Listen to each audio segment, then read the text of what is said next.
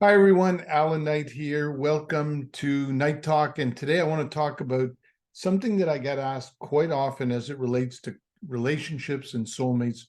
What's the difference between an ordinary, romantic, emotionally charged relationship, which there's nothing bad with that, versus a deep, heart center connection on a soulmate level that a lot of people would suggest goes beyond ordinary relationship? But here's the difference. If two people meet and one or both of them haven't done enough work on their own self-development, so like most of us, we have fears, we have insecurities, we have jealousies, stuff from the past that continues to influence us in the present.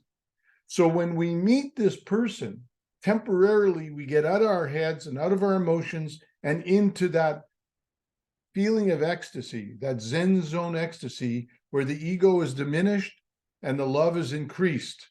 And we fall in love, and it is amazing and it is beautiful for a day or two or three or a week.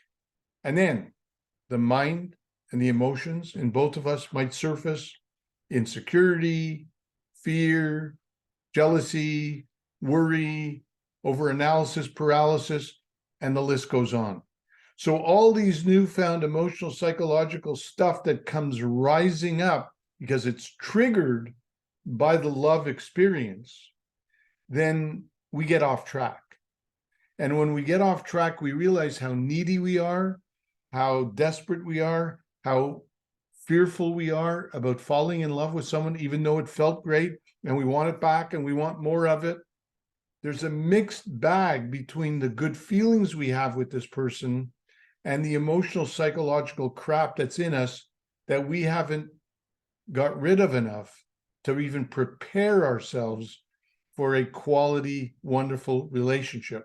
So that's an ordinary relation with often, not all the time, but often, or maybe most often, results in pain and separation of some kind. Then we have two other people who have done sufficient work. We're never done all the work. None of us are perfect, but some of us have done a lot of healing work, a lot of self-development work, a lot of communication skill work, a lot of career work, professional development work.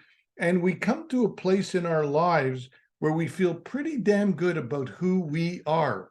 We're grounded, we're feeling good, we believe in ourselves, we believe in our future, we believe we can have what we want. And then we meet someone and we're blown away. There's a strong connection. And we don't even know what to make of it. Sometimes it's that powerful for a day or so. We went, whoa, this is unbelievable. What's this all about? But because we've done so much work on ourselves, we're not going to allow the fears, the frustrations, the negativity, the dysfunction to start overtaking us, because we feel pretty good about ourselves. So if we get wrapped up in the feeling for a day, say, whoa, that's something, boy, this person really did a number on me, but I want to pursue the connection that we do have, and that other person likely will feel the same and wants to pursue it.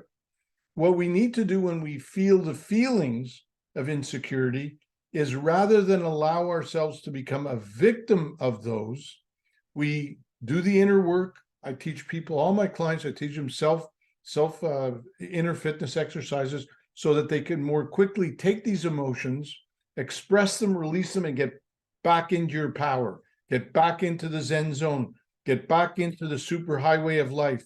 And you're living it. You're grateful you met this wonderful person, but you're not going to become overly attached to it. And you're going to be grateful for it, whatever it is and however long it lasts.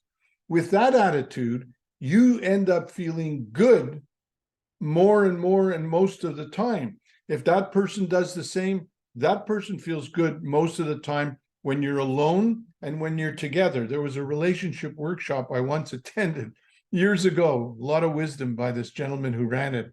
He said, the greatest relationships in the world, when you're with your partner, it's fantastic. And when you're alone, it's fantastic.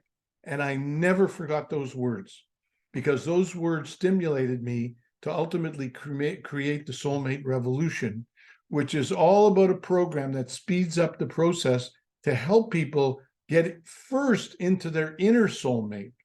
And once they get into their inner soulmate, they're more capable and have the ability to love more and more unconditionally. And when you have two people loving at a deep level like that, the souls are connected. The mind is very stimulated because usually you have a lot of compatible factors. The affection starts to grow, and the physical knows exactly what to do in the old courtship style. That's why I like the courtship, get to know person over a period of time. And then the physical is just a wonderful cherry on the top, so to speak. But it starts with the inner. So that's the difference between a high-minded, heart-centered, soulmate level connection, which we need more and more people in the world to be experiencing, given the kind of dysfunction that exists around the world. Hope this helps, and we will talk real soon. Make any comments you'd like. I'd love to hear what you think.